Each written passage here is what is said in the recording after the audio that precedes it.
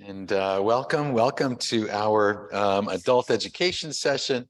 As you know, my name is John Snodgrass. I'm a teacher at Canisius College, and one of the things that I teach is Native American religions.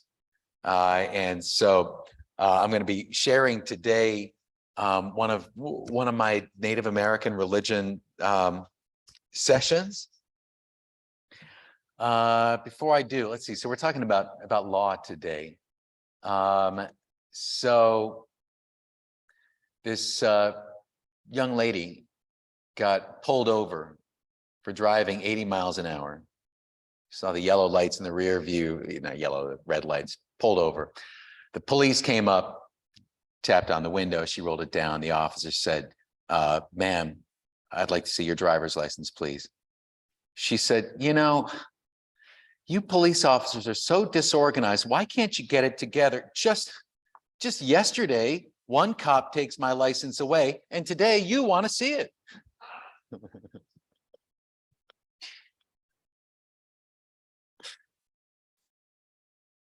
All right, so we have been talking for our last few sessions about the indigenous peoples of Western New York, who have long been known by the French name, the Iroquois.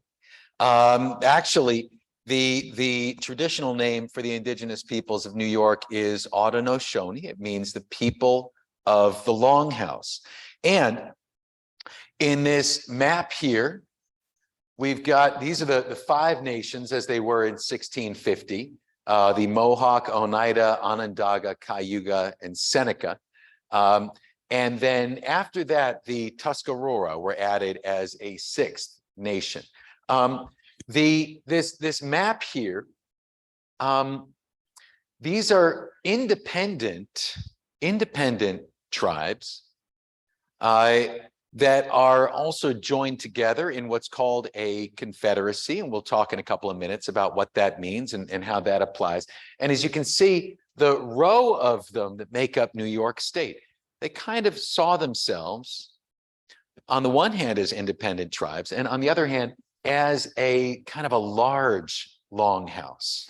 Now, the longhouse, as you know, it looks, if you were looking down on an Haudenosaunee village, like from a satellite, you would see what would look like a bunch of, it would look like a bunch of cigars that were kind of, lying in a certain arrangement. And then if you got up closer, you would find that they were these long, multi-family, like I said in my sermon, multi-family apartment buildings, where each particular household would have its own section, and they would all be lined up. And the flag of the Haudenosaunee, here again we see, in this case, 5 representations of member tribes, and they are all connected. This here in the middle is a pine tree. This is a representation of the great tree of peace, and its roots kind of come outward to connect these different peoples.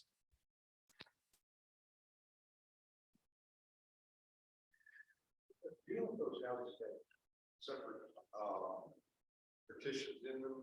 Yes. Or were they all just in commentary? Good. Wow, that is an excellent question. Wait a minute. Let me see.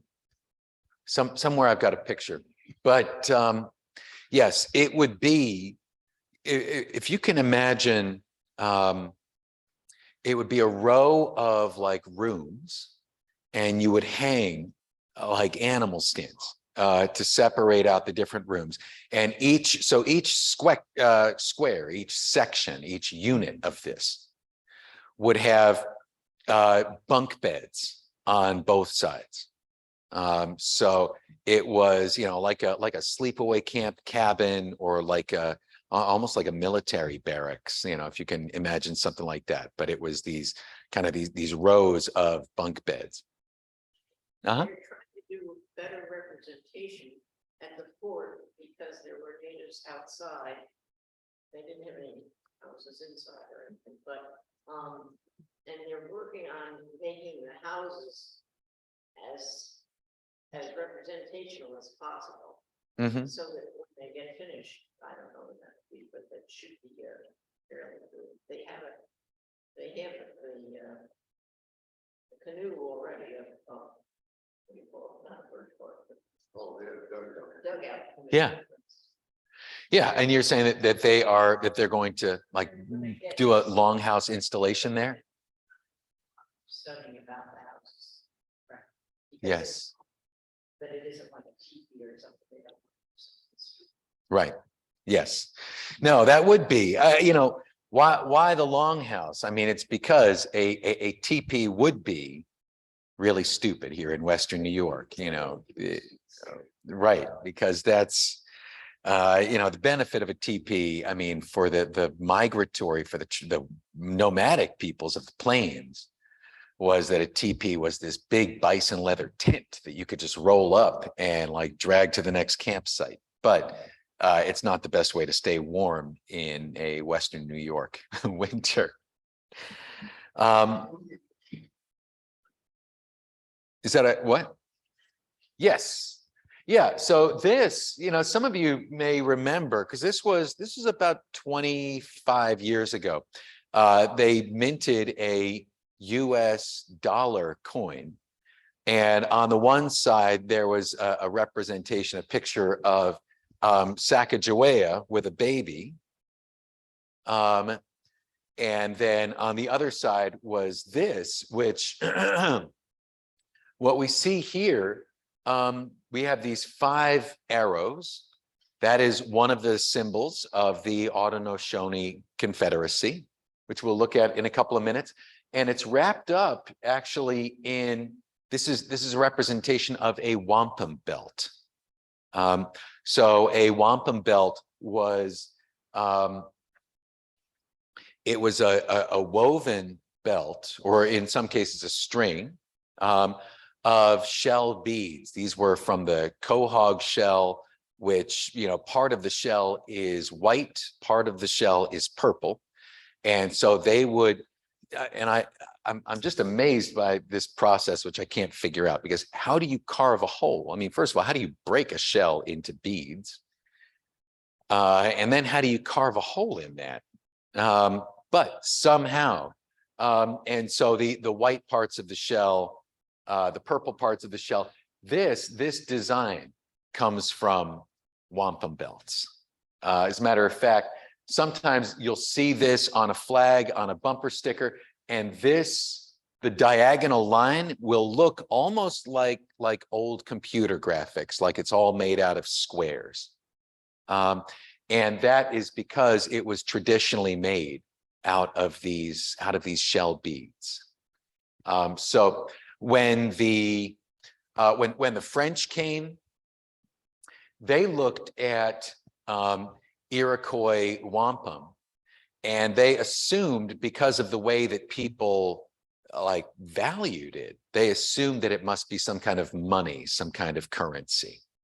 Actually, a wampum belt is there as a mnemonic device. It's there as a memory device, and the pattern on the belt encodes a certain kind of information. Wampum is a kind of it's like a kind of literacy.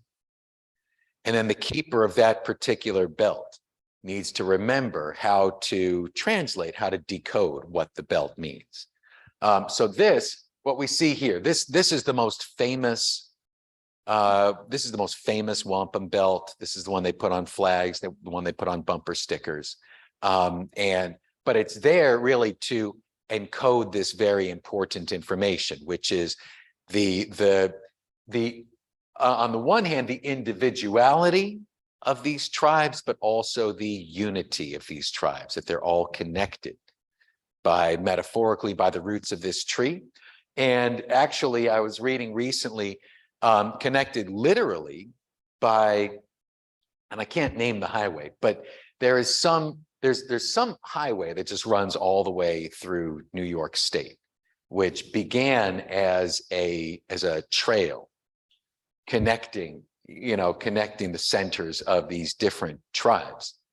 It was said that a runner who had to spread some piece of information to all of the tribes, they had people who were trained to just run this trail to move information around, and that a runner on foot could cross this whole thing in a matter of days if there was some very important piece of information. Yes. In the village of Lewiston now, there's a whole, several streets are named and stayed right in the same order. It's quite nice. Uh-huh. Yes, yeah, and I know that in downtown Buffalo, there are streets with these names that I assume they run in a sequence like that. Each village in New York would have a chief. Chief, of course, is a French word. Nobody in America used the word chief until the Europeans came. One of the Haudenosaunee words is this. I'm not precisely sure how that CH gets translated. And the way that somebody would become the leader was that they would be nominated and elected by the grandmothers. It was the grandmothers who kind of owned the longhouses, and they together would get together and they would present a ceremonial set of antlers that were not a crown, but they were a sign of authority. But antlers are also a sign of generosity, because the deer was considered to be a very, generous creature, something that chose to keep coming around and feeding the people. If the chief of a village passed away, the grandmothers would get together and they would elect someone. Or if the chief of a village began to act like a king, began to act like everything kind of belonged to them. I mean, remember in Europe, the tradition of a king is that when you become the king of like France or the king of England, everything kind of belongs to you, and then you make decisions about who gets what.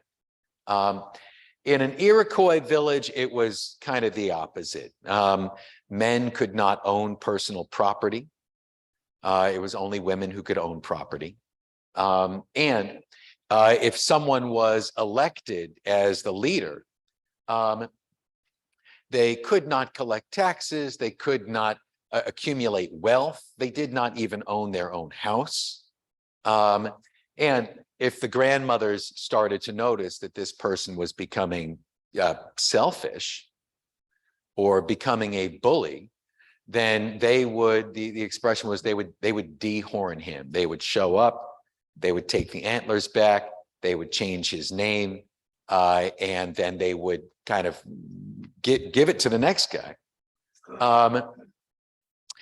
You didn't, being the chief of an Iroquois village, it was not something that you campaigned for. It was not something you asked for. It was not something you really wanted. You didn't get paid. You didn't have a police force. All that you had as the chief was that you could earn respect through great generosity and just a willingness to help. And that if people said, if the other people in the village respected you for your generosity, then if you said, well, in this situation, I think you should do this, then they would say like, well, this person, they're not telling me to do this for selfish reasons. They're telling me to do this because this is what makes the most sense. And I trust this person. I know that they're not selfish. I know that they're the most generous person. I want to be respected by this person. One other thing about being the chief of an Iroquois village that is, I think is really fascinating. A chief could not go into battle. A chief could not go to war. Even if there was a war, the chief of the village was needed in the village. And so if there was some battle, some war, some conflict going on, and the chief really felt kind of personally compelled to participate, they were not allowed to become a military leader. They had to first surrender. They had to give up their title.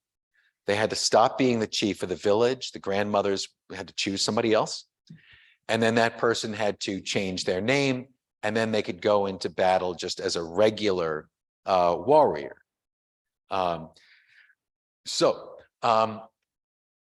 If you know, in this system, it was only the grandmothers who could actually declare war, or who could send people into battle. There was a, you know, and then in that case they would nominate a leader for that. But we might have an idea of Native American chiefs, Native American leaders as being these warriors, and you know, and just like, you know, leading people off into battles. This was not the case. It's only, you know, much later in history, during the European invasion, that some tribes are kind of stuck on like war footing all of the time. All right, so becoming the leader of an Iroquois village, the grandmothers would choose somebody, they would nominate them, then they would get everybody together, and they would kind of formally ratify that election through consensus. It was not a vote in which 51% of the village was happy about it and the other 49 was angry about it. They had to keep talking about it. They had to keep debating about it until everyone agreed. You know, recently in American politics, we had this situation with the Speaker of the House of Representatives, where it was difficult, not for the two parties, but even for one political party to agree. And then one of the things that the news, you know, writers kept saying was that in order to win this agreement, that speaker had to give up a great deal of what would have been the power of that position. In this system, you have to keep negotiating, you have to keep debating until everyone agrees. The good news is, it's not a matter of, you know, the negotiations, the compromise, the agreement meant that the chief had less power, because it's already a position that doesn't have, that only has power based on respect. The person would be accepted by clan consensus, approved by a council of elders, and then they would go to a meeting of the 50 gathered representatives from the 6 tribes. They would stand before that council, they would get that approval, and then they would come back for a final round of approval. So the system it gets pretty complex. And part of, you know, it takes time because it has to be an agreement by consensus. Finally, this person has been authorized to represent that village at meetings of the Iroquois Confederacy. Now, the word confederacy for us probably makes us think of the American Civil War, the Union and the Confederacy, the Confederate States. Does anybody know, what does Confederacy mean? Why is it that the Southern states in the Civil War insisted on being not a union, but being a confederacy? This is good. Yep, it's more like a partnership. The American Civil War, it was largely fought over states' rights. And the Southern states did not want to be a union in which all states had to follow the same federal laws. They wanted to be a confederacy. That is a place in which each state makes its own laws, where each state is essentially an independent sovereign nation, and that the only time that they have to agree with each other is if they are under attack. And that's when, you know, a confederacy like bands together and says, we have more in common with each other than we do with the people who are attacking us. In that way, the word confederacy, regardless of, you know, the feelings, the emotions that we have about the Civil War, it was the correct political term for what the Southern states wanted. In a sense, it's kind of a correct political term for what Southern states still tend to want. They want to be independent nations, and they don't want to have to obey, you know, federal Union laws. The Iroquois Confederacy was 5 and then 6 independent sovereign nations. Again, sovereign meaning you make your own laws, you have your own language, you have your own practices, you can do things in your own way. The tribes of the Iroquois Confederacy, they had this agreement that they would each be independent, but that in times when they were in conflict with outsiders, in times when they felt that they were under attack, they had a treaty of mutual support. And one of the symbols of the Iroquois Confederacy is 5 arrows that are bound together. And the symbolism there is that anybody can walk up, pick up one arrow and break it. But if you have 5 arrows together, then it's much, much more difficult to break it. So this is a kind of, you know, defensive strength in numbers. Interestingly, the national seal of the United States borrows this symbol. The national seal of the United States still has this eagle clutching a bundle of arrows, which was a symbol of that these 13 colonies, that any one of them could be broken by like the military power of Britain. But that if these colonies were together like many arrows, it would be harder to break them. And as you can see here, our national seal, it kind of combines. It combines an Iroquois symbol with a Roman symbol, a symbol of the Roman Empire. Back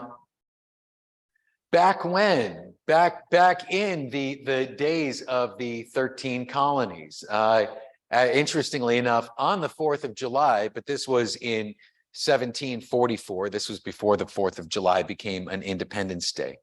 Before the Revolutionary War, there was an Iroquois chief who got really frustrated that the tribe had to keep making separate treaties, making separate deals with all of these colonies, and that all of these colonies were being bullied by England.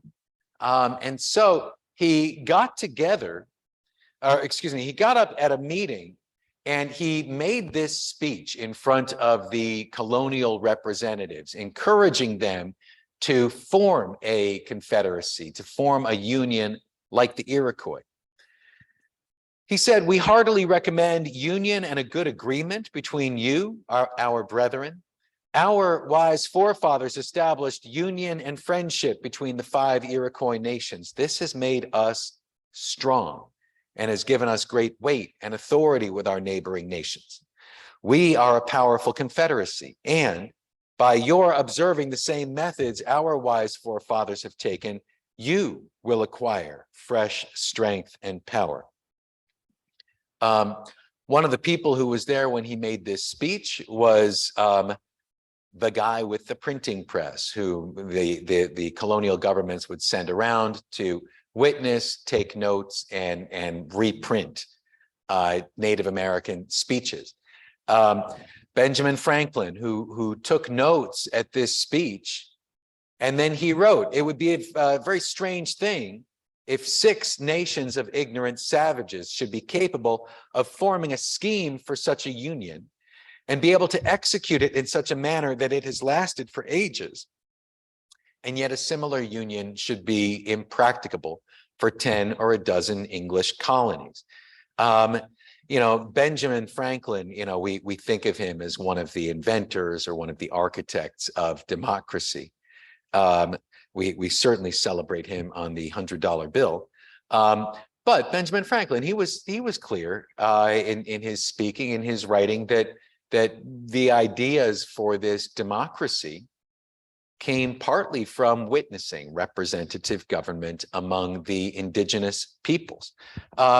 This is part of the reason why, as we were looking in our last session at this statue that's at the top of the Capitol building in Washington, D.C., a statue that nobody can really see from the ground, but it is a statue of this. It's a statue of a Roman goddess who represents liberty. But she's wearing this feathered headdress and she's wearing this fringed shawl. It's a statue of a Roman goddess that is kind of dressed up as a Native American. And this is symbolic in the development of American democracy. We think of democracy when we see the pillars and the Greek architecture. We think of democracy first as something that was invented by the Greeks, but really it's a combination. Representative government was already here, practiced among the Native Americans. What the founding fathers really picked up from the Greeks was that in Native American democracy, it was only women who could own land and only women who could vote. Whereas among the Greeks, it was only men who could own land and it was only men who could vote. And so when it came time to put together American democracy, they decided to take the basic framework of Iroquois democracy, but with this one Greek thing of saying that only men would be allowed to elect leaders. The Iroquois Council of the 50 Chiefs, you could say it would be a bit like our modern United Nations. When they had their meetings, it would be 50 chiefs. It would be representatives of all of these different villages, of all these different tribes, getting together, talking about what they should agree on.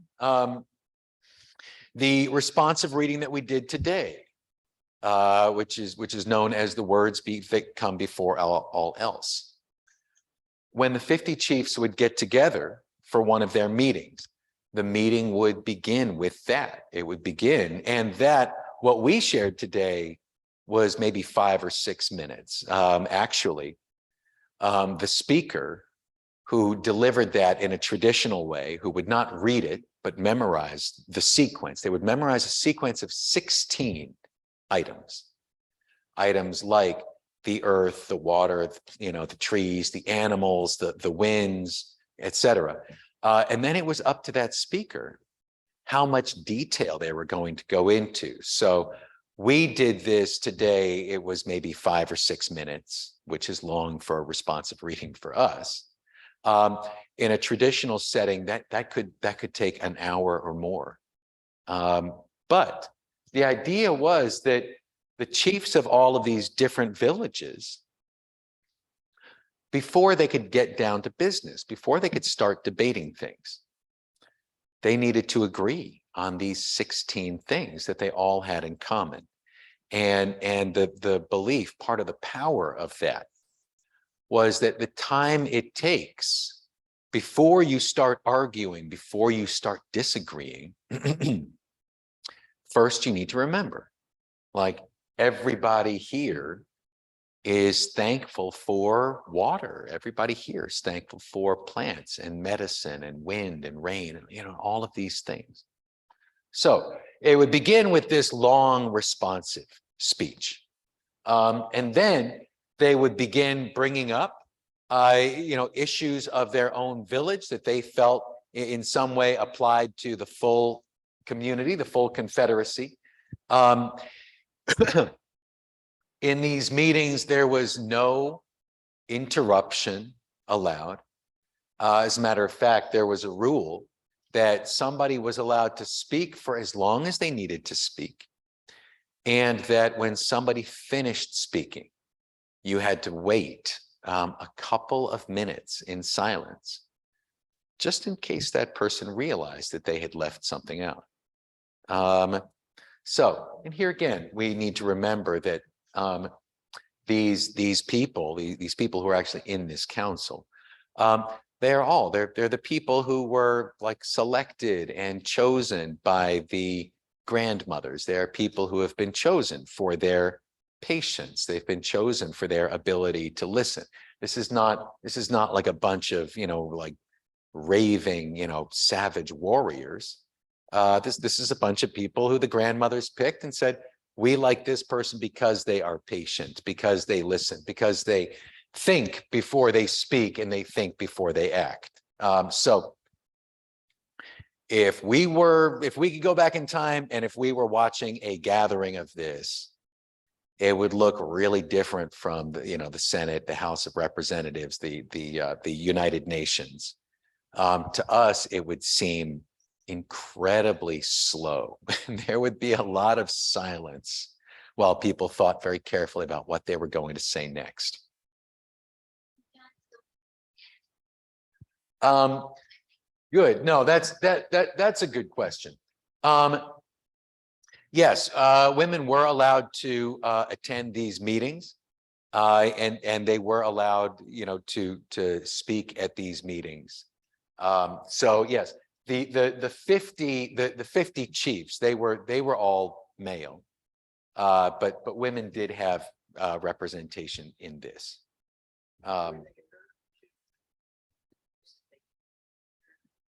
No, they could be there. They could speak. They could be heard. Yes, and also, they could listen, because if the word got back to the village that so and so, the chief, the representative, was not speaking on behalf of not only himself and the guys in the village, but also the women, the elderly, the children, then that's the kind of thing that would get back to his village, and that he would be replaced. His power would be taken away. So yes, there was definitely female representation in this. Like, I mean, you do have to like please the electorate, the people who actually give you that ability. Yes.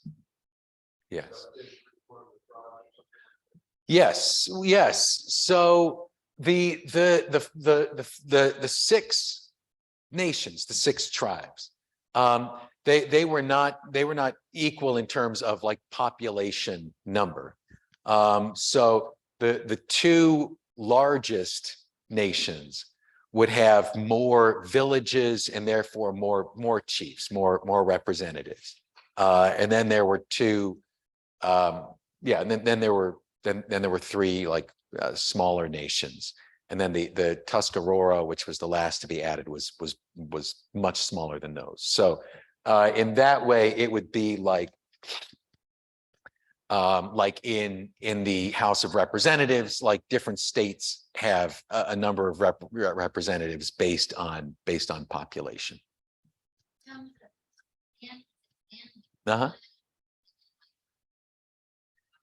Good. Yeah. No, that's a good question. So the clans were in a Seneca village, there would be 8 clans, and they would be named. It was kind of like a last name. It'd be like the Bear Clan, the Wolf Clan, Deer Clan, Heron Clan, etc. There would be 8 clans. And in that village, each clan would have like a matriarch, like a grandmother, great grandmother, who was kind of the leader of that clan. And then the people who were in that clan were her daughters, her female descendants, her unmarried male descendants, who then would marry into a different clan. And then whatever like men her daughters had married. So a male, a guy, would generally, I mean, he would be part of his mother's clan until he married, and then he would move in to the longhouse of this other clan. You could not marry within your clan.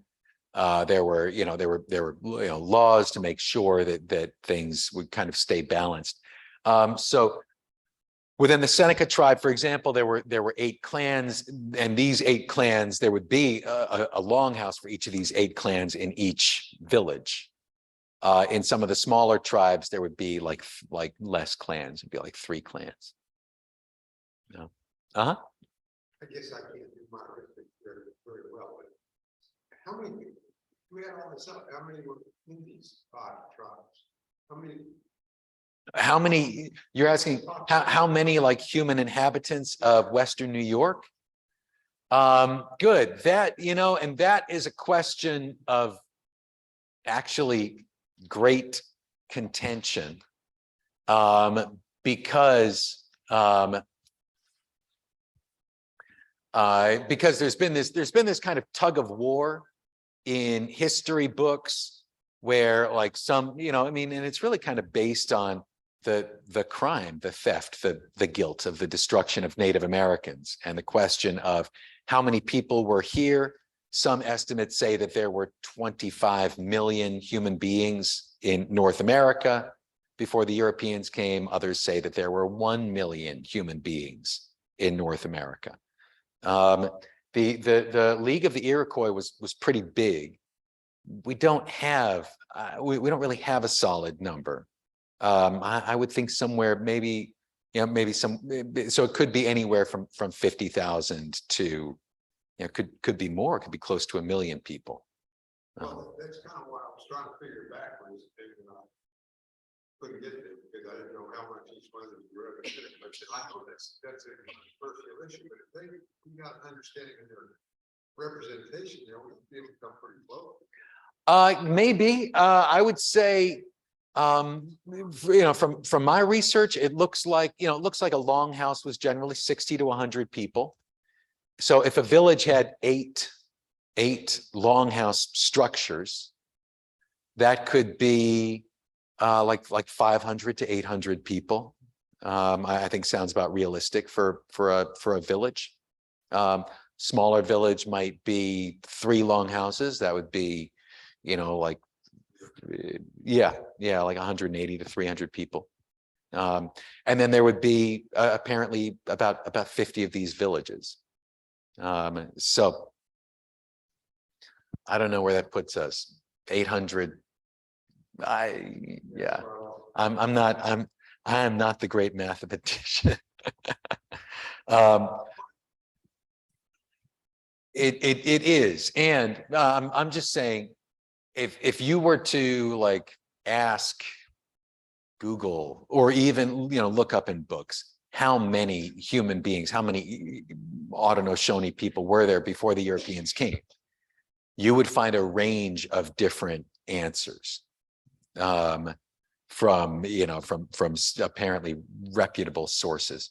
And my other thought is that you're describing these meetings they have, or government meetings or something, as being pretty civil and letting people have a turn, not interrupting, not like the British have their power. Right. Right. Yeah. Well, and that, excuse me, in our modern, like American, British, and our parliamentary and our representative governments, the way that you get elected is by being aggressive. We select people for aggression. In a way, we select people for belligerence. I mean, if you win an elected position by like arguing, shouting, smearing, slandering, insulting, like if you win it through like a really, like hard fought political battle, then it should be no surprise that like, if that's how you decide who you're going to send to the House of Representatives, like we want to send the meanest, nastiest, most belligerent, most stubborn, loudest person that we can find, and this person won all of these shouting contests, we're going to send that person. Then it should be no surprise when, you know, you get to a meeting of the House of Representatives and it's a shouting contest of people who have this, you know, they have to protect a reputation of like being the most stubborn and belligerent. Here again, this is different because this is a system that selects, that's not the person that the grandmothers would send. If the grandmothers from all of these villages, if they all sent their most, you know, mean, nasty, belligerent people, then this would crumble into chaos. It would come apart. The whole Confederacy would come apart. And that would mean that each one of the tribes would then, if the Confederacy was broken, number one, they'd be fighting amongst themselves. And number two, they would be extra susceptible to like outside attack. So in order to keep this system of like cooperation, mutual defense together, the grandmothers really had to choose people based on, you know, like patience, generosity, cooperation, this completely different skill set. That's good. That's a really, I think that's a really good question. It's a really, really different system. You know, yeah. One of the things that the founder of this system said about being in an argument, when you tell yourself that your enemy can't think, you destroy your own power to make peace with him. He's saying, when you dehumanize the person who disagrees with you, when you say like, we disagree because that person is just stupid, or is just childish, or, you know, is not capable of human reason. We might think that by dehumanizing somebody else, we are taking away their power. In this Iroquois system, the belief was that when you dehumanize the person who disagrees with you, you're taking away your own power. You're taking away your own power to see that person's point of view, to find that common ground, to agree. You know, when I look at modern politics, I see a lot of this. I see, you know, like two sides that are both saying that the other side is completely irrational and unreasonable, and even subhuman, and that this really, you know, this really slows us down. It takes away, you know, our leaders' ability to actually lead. Somewhere in the campaign, I'm going to watch you fight. I know. Yes, no, it's true. I know. And the idea that being elected is, you know, being chosen as some kind of like battle champion. Right. That's what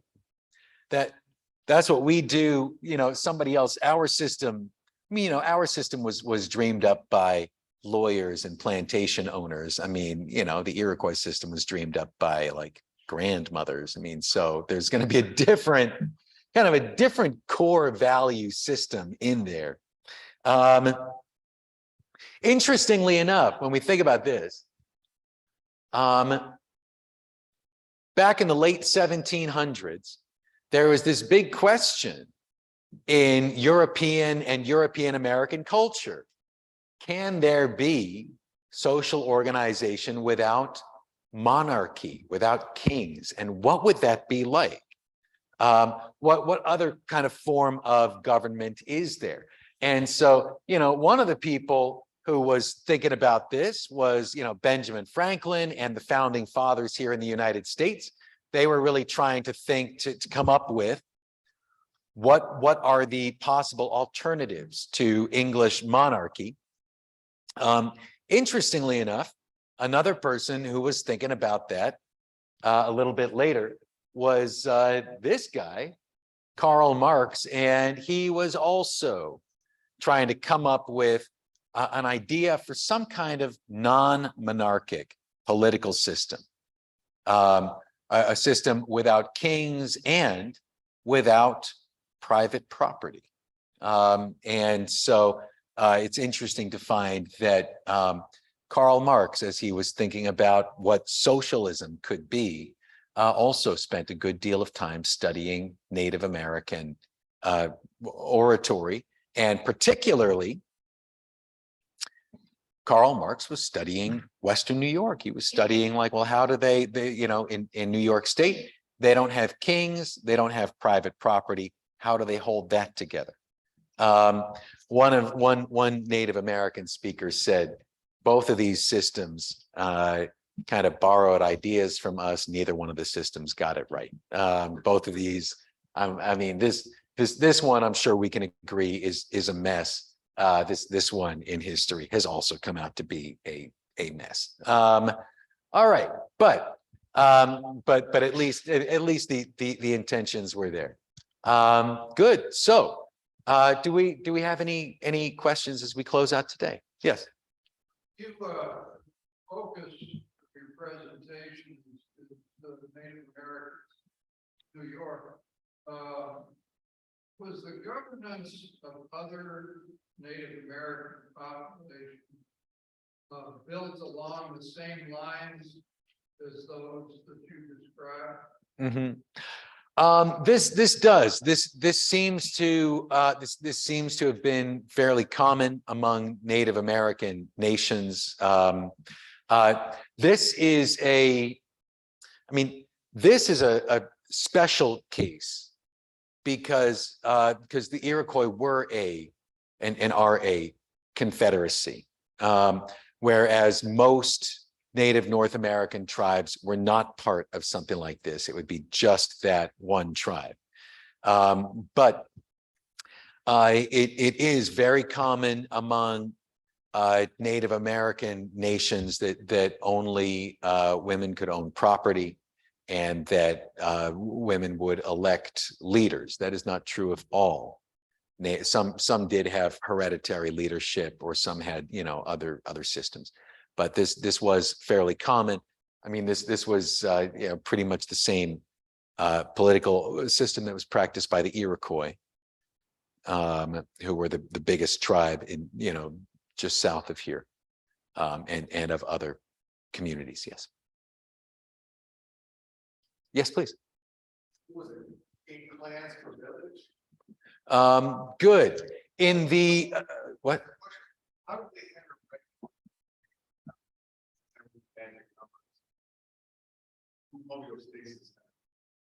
Right. It was manageable. That's a big 9 to 10, maybe work for 5 or 6. What would they do if it were 5 or 6 or 9 to 10? How did that all? Good. That's right. So good. So first of all, 8 clans per village, and this was this was the average. I'm sure that there were exceptions, and it was the larger tribes that would have had these 8 clans. Some of the smaller tribes would have had less clans per village. The 8 clans, that comes from a very long time ago. There were these 8 like bloodlines, like 8 original families of such and such tribe, when the thing first got started, and so everybody in among the Seneca, where there would be 8 clans per village, everybody was through the mother's side was descended.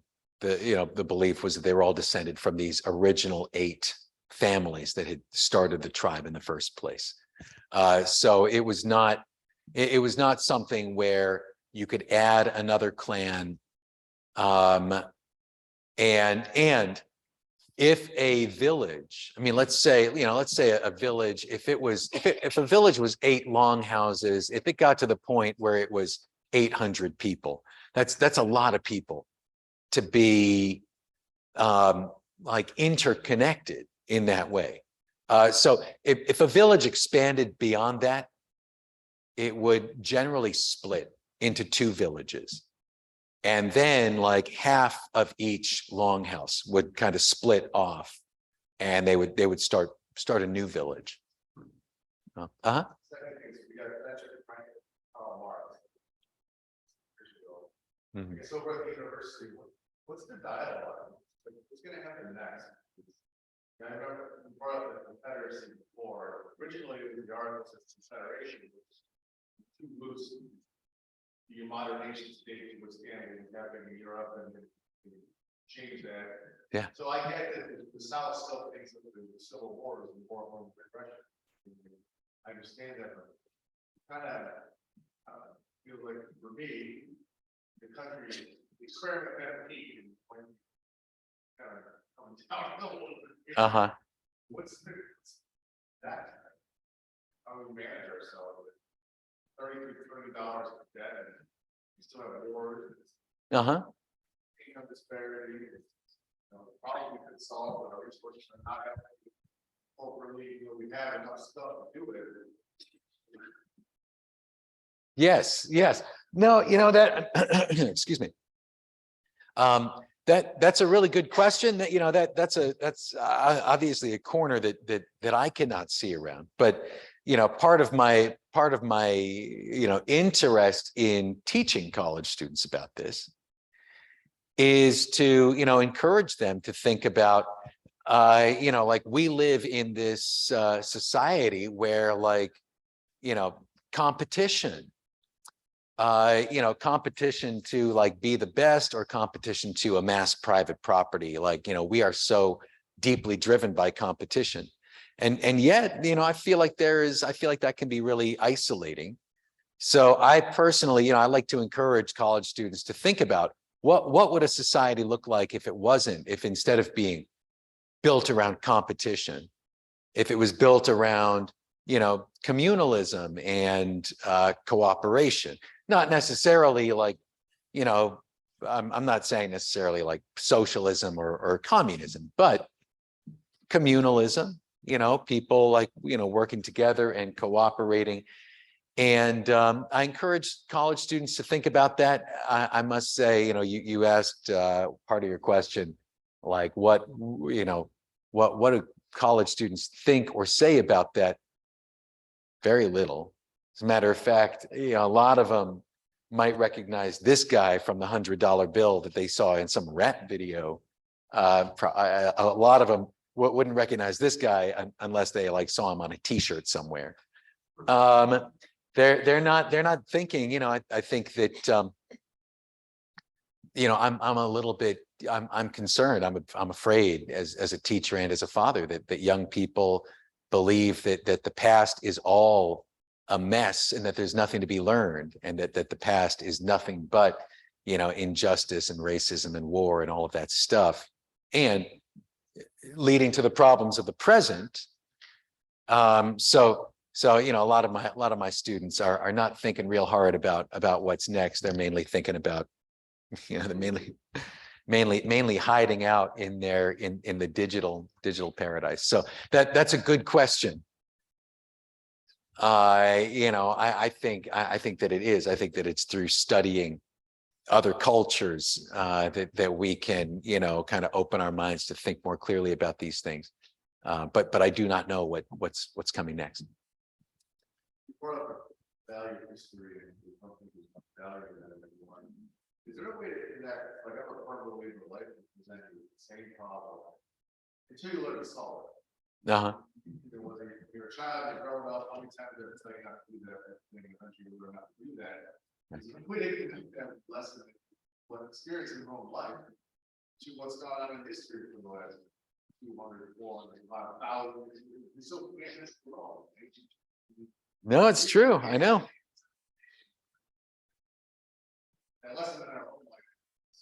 Yeah. I know. Yeah, no, people, hey, people still pay attention to royal squabbles in the Royal House of England, which I can't understand who in America would care about that. But you're right, we do get trapped in those things. I think it's very hard for us.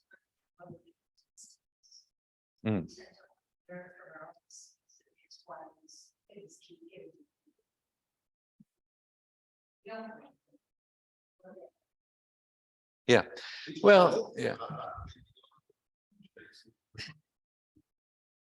Well, and I think, I mean, I think that there's a lot, that we can learn in history. Some of the things look different. I mean, if we looked, for example, at the rise of like, salvation or religions of salvation, and like, what did that do to village culture? When all of a sudden the big concern was not how do you keep this village alive into the next generation, but how do you save your own soul and get it into some other dimension? And I think that we're at another one of those points in history where people, instead of thinking about how can we cooperate, people are thinking like, how can my digital soul, find some kind of paradise? So I think there are parallels. It's hard to get young people to see it because they think, they think and they want to think, that they're dealing with a situation that is new and that other generations could not understand and that has no parallel. So that's an interesting question. I'd like to close out with this. As far as this goes, technology and the past and the future. This Christmas we got snowed in, some of us, and some of us had like relatives who couldn't travel, and I know for me, I was really looking forward to Christmas visits from relatives who live in other states. And then Christmas came and we were snowed in and they couldn't fly in, they couldn't drive in, and that was really sad. And on the one hand, there was technology, on the one hand, it's like, well, at least I could pick up a phone, or we could do a Zoom meeting, we could do a FaceTime thing. But on the other hand, I thought, my real thought was, gee, it's kind of too bad that we don't live in a longhouse. I mean, it's too bad that my mom isn't here. And even when I think about, it's something I think about a lot as a father of 4 children. I was like, man, I wish my mom was here. So that she could be helping. So yeah, good. I think these are really important questions, and I'm not, I don't want to be one of those people who, just says like, technology is bad and we were better off living in like, trees, tree houses. But I think that there are things that we can learn from that. So we will continue next time with tribal Western New York law and law enforcement. So I thank you very much. I'll be back. I think I'll be back in like a couple of weeks. So thank you.